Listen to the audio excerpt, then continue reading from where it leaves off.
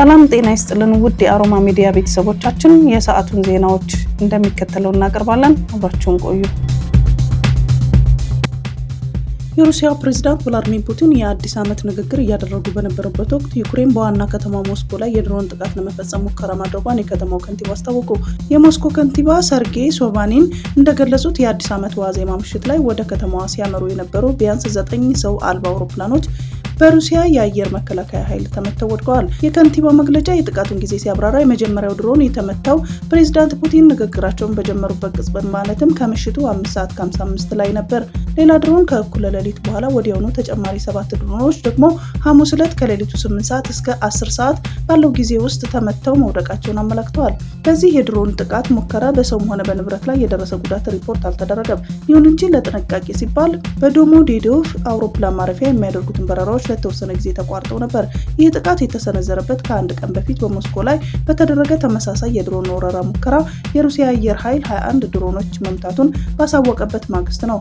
በዚያ ጥቃት የአንድ የ57 ዓመት ግለሰብ በጀርባውና በእጁ ላይ የመቁሰል አደጋ ደርሶበት እንደነበር የሞስኮ ግዛት አስተዳዳሪ ገልጸዋል። በተጨማሪም ከቀናት በፊት በፕሬዝዳንት ፑቲን የመኖሪያ ግቢ ላይ የድሮን ጥቃት ሙከራ ተደርጎ እንደነበርና የሩሲያ የውጭ ጉዳይ ሚኒስትር ሰርጌይ ላቭሮቭ ድርጊቱ የመንግስት ሽብርተኝነት ሲሉ ማውገዛቸው ይታወሳል። ሞስኮ ለዚህ ጥቃት ዲፕሎማሲያዊ ያልሆነ ምላሽ እንደምትሰጥም አስጠንቅቃለች።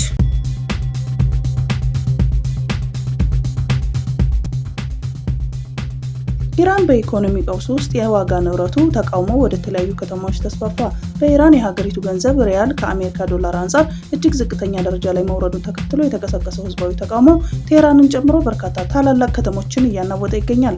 ተቃውሞ በቴህራን ግራንድ ባዛር የንግድ ማዕከል በባለሱቆች የስራ ማቆም አድማ ቢጀምርም አሁን ግን ወደ ካራጅ፣ ኢስፋሃን እና ሺራዝ ከተሞች ተዛምቷል። ፖሊስ ተቃዋሚዎችን ለመበተን አስለቃሽ ጭስ መጠቀሙ የተዘገበ ሲሆን ሁኔታው ወደ ግጭት እያመራ መሆኑን ተመላክቷል። የአመራር ለውጥ የመንግስት ምላሹ የኢኮኖሚ ቀውሱን ተከትሎ በኢራን ከፍተኛ የስልጣን ሽግግር ተደርጓል። አዲሱ ሹመት የማዕከላዊ ባንክ ገዢ መሐመድ ሬዛ ፋሪዝን ከኃላፊነታቸው ሲለቁ በምትካቸው የቀድሞ የኢኮኖሚና ፋይናንስ ሚኒስትር አብዱል ናስር ሐሜቲ ተሹመዋል።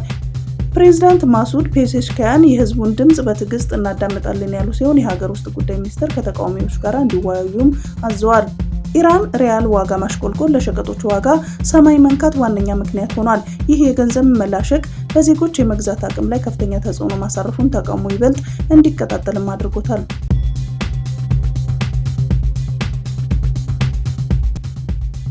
ቡርኪና ፋሶና ማሊ በአሜሪካ ዜጎች ላይ ማዕቀብ ጣሉ።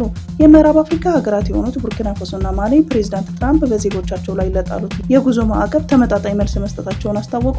ሁለቱ ሀገራት በየግላቸው ባወጡት መግለጫ የሀገራቸውን ዜጎች ወደ አሜሪካ ለመጓዝ በሚፈልጉበት ወቅት የሚገጥማቸውን ሁሉ ወደ ሁለት ሀገራት መጓዝ ለሚፈልጉ አሜሪካውያንም እንደሚፈጸም ገልጸዋል።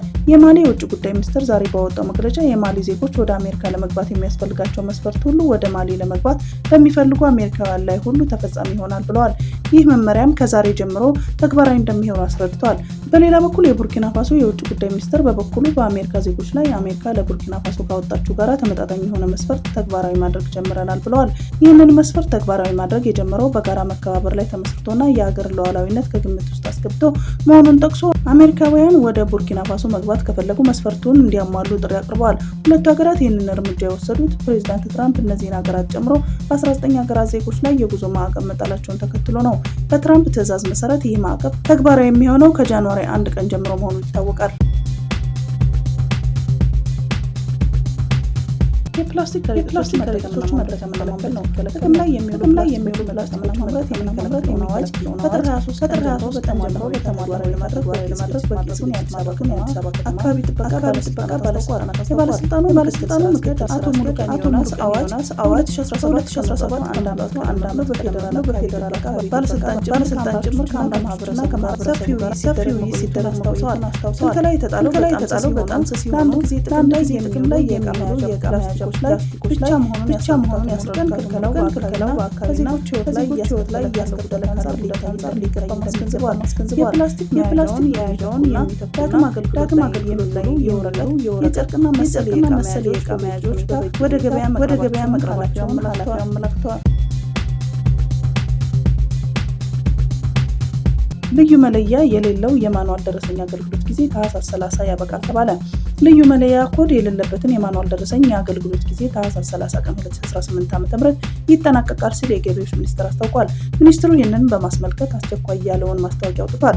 ልዩ መለያ ኮድ የሌለበት የማኑዋል ደረሰኝ አገልግሎት ጊዜ ሊጠናቀቅ የቀሩት ጥቂት ቀናት በመሆኑ ልዩ መለያ ኮድ ያለበትን ደረሰኝ እንድታሳትሙና ጥቅም ላይ እንድታውሉ በድጋሚ ለማሳሰብ እንወዳለን ሲልም አሳውቀዋል።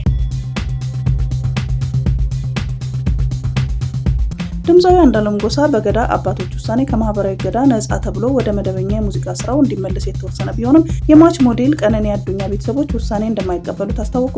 የሟች አባት አቶ አዱኛ ዋቆ በሰጡት ምላሽ የገዳን ስርዓት የሚያከብሩ መሆኑን ገልጸው ነገር ግን በሽምግልና ሂደቱ ላይ የተደረሰው ስምምነት ውድቅ አድርገውታል። አባቱ ተቃውሟቸውን ሲገልጹ የገዳ አባቶች ጋር ያልተስማማንበት ነጥብ የገዳ ስርዓት ካለመቀበል ወይም ካለማክበር የመነጨ ሳይሆን የቀነኒ ጉዳት በግልጽ ሊጣራ ይገባል ከሚል አኳያ ነው ብለዋል። አቶ አዱኛ በሂደቱ ላይ ስለቀረበው የካሳ ወይም ጉማ ጥያቄ ያስረዱት በጎጁ በኩል እየተባለ ያለውን አልገደልኩም ግን ጉማ ከፍላለሁ የሚለውን ነው።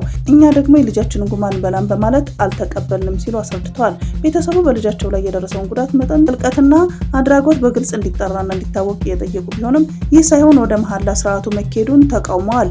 ከመሐላ በፊት መጠራት ያለበት ነገር አለ ብለን አመልክተን ነበር። አባ ገዳዎቹ ግን ወደ መሐላው ነው የምንሄደው አሉ። እኛ ያንን መሐላ አልተቀበልንም ሲሉ አቶ አዱኛ ሂደቱን ገልጸዋል። ይህ የቤተሰብ ተቃውሞ የተሰማው ታዋቂው ድምፃዊ አንዱዓለም ጎሳ ታህሳስ 21 ቀን 2018 ዓ.ም በታላላቅ አባገዳዎች ፊት ቀርቦ ቡራኬ ከተሰጠውና ወደ ጥበብ ስራው እንዲመለስ ተፈቀደለት ከተባለ በኋላ ነው።